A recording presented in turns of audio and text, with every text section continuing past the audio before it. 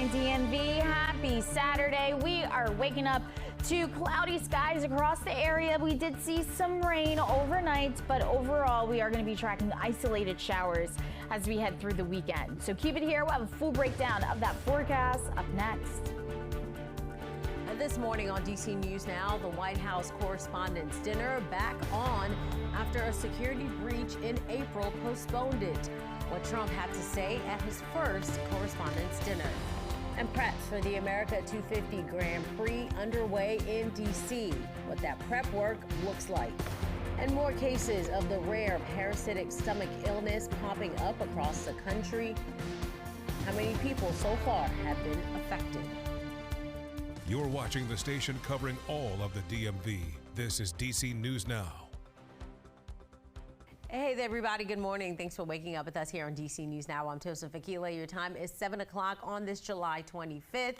Believe it or not, it's the last weekend in this month. Do you have any fun weekend plans? You could possibly be dodging showers. I'll let Brittany tell it. But first, let's head on outside right now with a live look over the Washington Monument, really over the horizon here in the district. And those clouds are prominent in this live camera. You can definitely see the clouds. Yeah. It's a beautiful day-ish, maybe. But Brittany, I do have to say, though, the one thing I appreciate today and I appreciated yesterday is we started off much cooler. It almost felt fall-like, and I, for one, kind of loved it. Yeah, I mean, I kind of loved it too. I mean, of course, I came out with sleeveless dresses, so I'm like, oh, it's a little chilly, but it wasn't bad. And like you said, July 25th, did you look it up? Do you believe me? Yeah, no, I didn't look it up, but Brittany says we're halfway through to Christmas, and It's Christmas in July. It's literally a thing. I guess. And I will say highs today are expected to be below average. Our average high for DC this time of year is 90 degrees, and we're forecasting highs today in the 80s. So definitely going to be a cooler day across the entire region. But we're taking a look at radar, kind of showing you the last couple of hours here in DC.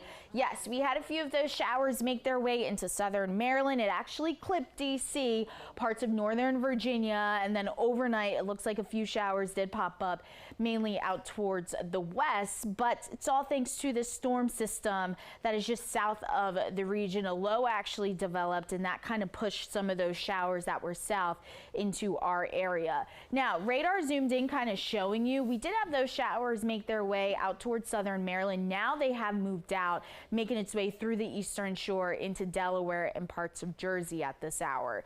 Temperature-wise, it's not bad out there, still giving us that fall-like feel as dew points are on the lower end, so we're not feeling those humid conditions.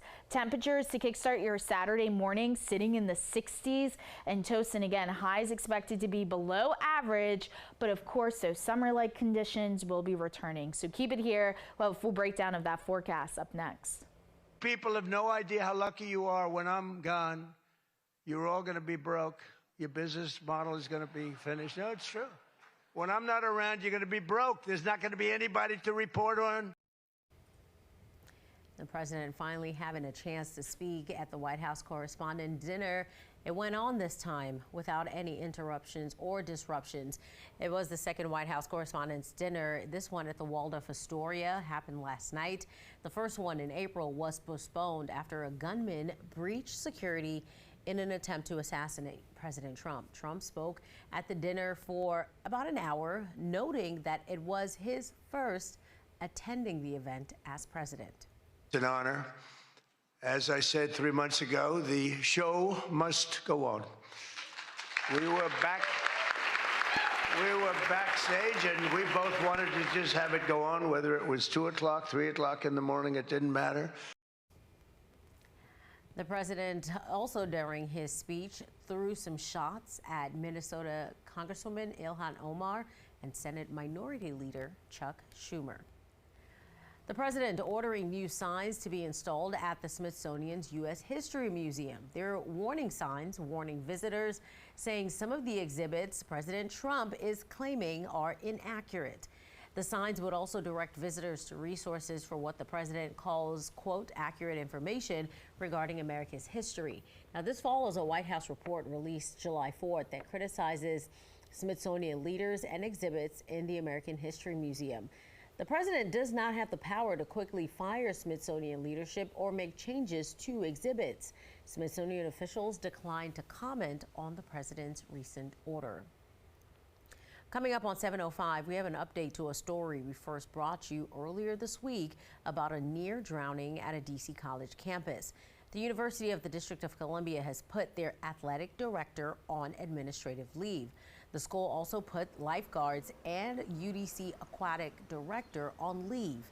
This comes after a 6-year-old boy nearly drowned at a pool Monday. The boy, Adonis Jackson, was part of the Nike soccer camp, which uses the school's athletic complex. UDC police say Adonis was found unresponsive at the bottom of the pool and was rushed to the hospital. Investigators were told no lifeguard was on duty when the incident happened, and about 30 kids were in the pool at that time. In a letter sent out Friday, the school's president, Dr. Maurice Eddington, says the move is not a disciplinary action and does not indicate that any of these individuals have been found of wrongdoing. The statement goes on to say that this is intended to ensure the integrity of the ongoing review process. The school says the pool will remain closed until the investigation has been completed. The last update we received on the 6-year-old child, Adonis, is that he is in stable condition and is still recovering at the hospital. We wish him a speedy recovery. Still in the district, there's a new teen curfew zone for this weekend, and tonight that curfew begins at 8. At that time, large groups of kids will not be allowed to gather in the Berry Farm neighborhood in Southeast DC. It's the area highlighted in yellow on your screen. The restrictions go right into the citywide curfew that goes until 6 in the morning. We head to Virginia, where a Fairfax County neighborhood is grieving the loss of a 9-year-old boy killed while riding an electric scooter. Police say the boy crashed into the side of a minivan. The driver stayed on the scene. No charges have been filed. DC News Now's Mariel Carbone spoke with neighbors shaken up by what happened. It's certainly been a difficult day for everyone in this neighborhood. I'm told that there are a lot of kids here always out playing, riding their bikes. Some neighbors I spoke to who asked me not show their face say the community is still processing what happened. There's a heavy feeling in this Fairfax County neighborhood. I feel like the community is processing what happened. It's very somber. After a 9-year-old boy was killed while riding an electric scooter. It is a very family-oriented community. Something like this is tragic. The incident happened around 5:30 Thursday night in Herndon.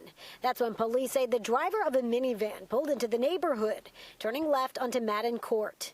As she did that, the boy collided with the back passenger side of the van. There's no indication at this time that there's any unsafe or reckless manner in which the driver, an adult female, was operating this van. Fairfax County Police Captain Harold Morris says the boy was taken to an area hospital where he was pronounced dead.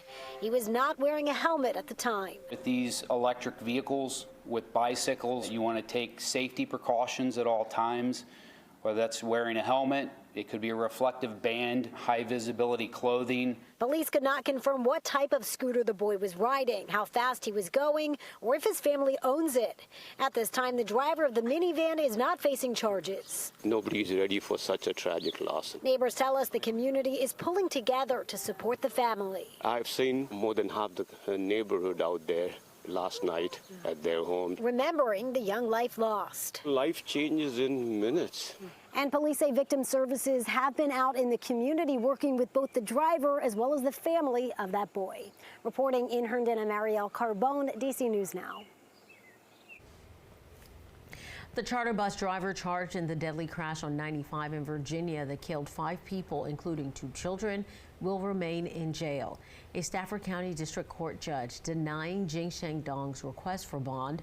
Dong faces involuntary manslaughter charges from that May crash. His trial is set for early October. DC News Now is your local election headquarters. Montgomery County laying out plans to ensure a safe and secure November election. The county executive says it took a month for all ballots to be counted and certified from June's primary. In total, 161,000 voters cast their ballots. It's about 23% of eligible voters. County election officials are expecting a much higher turnout for the general election, and they're asking for your help. 4,000 Montgomery County voters of all backgrounds, all party affiliations, and from all parts of Montgomery County to serve as election judges to help us administer this process. Mail-in ballots will be sent out mid-September. Early voting for the general election begins October 22nd, Election Day, November 3rd. Celebrations of America's 250th birthday are not over. Soon, people will hear those famous racing command, "Gentlemen, start your engines." The green flag will drop on the inaugural Freedom 250 Grand Prix next month right here in the district as Indy race cars make their way around the National Mall. And hundreds of thousands of fans are expected to watch in person. Dave Laval is at the mall talking to people with tickets for the event. We're at 7th Street Northwest and Madison Street. Racers will tear through here as part of the Freedom 250 Grand Prix. Tens of thousands of fans will line both sides of the street. There's just one problem. That's annoying. What's going on with that? David D'Agostino of Massachusetts is not happy to hear registration has ended for free tickets to the first ever Freedom 250 Grand Prix. Was it given to all the elitists and the people that want to show up around town? I mean, I think public should be available to grab tickets whenever they want. Race organizers said roughly 250,000 people registered to get their hands on the free tickets. However, each day will accommodate only 100,000 fans. Yeah, no kidding. Yeah, good luck with that. Work continues on the starting line located along 3rd Street Northwest in front of the U.S. Capitol. Racers will also finish each of the 125 laps here during their 212-mile dash around the National Mall. Crews continue to build the Champions Club located on 7th Street as it will offer fans views of the racers as they come out of Turn 4 and head into Turn 5. But it's not just buildings that need work before the race. Paving has already started along Pennsylvania Avenue from 3rd Street to 9th Street. Road work is scheduled to get into full swing late Saturday night with road closures all around the area. Even though it's too late to register for tickets, Michael Gardner of Indianapolis has a suggestion. I guess find you a nice spot on top of a parking garage and you might get a pretty good show. The higher the better, right? If you get one of those tickets, they are non-transferable and cannot be resold. Just a reminder, the Freedom 250 Grand Prix is August 22nd and 23rd. Along the National Mall, Dave Laval, DC News Now.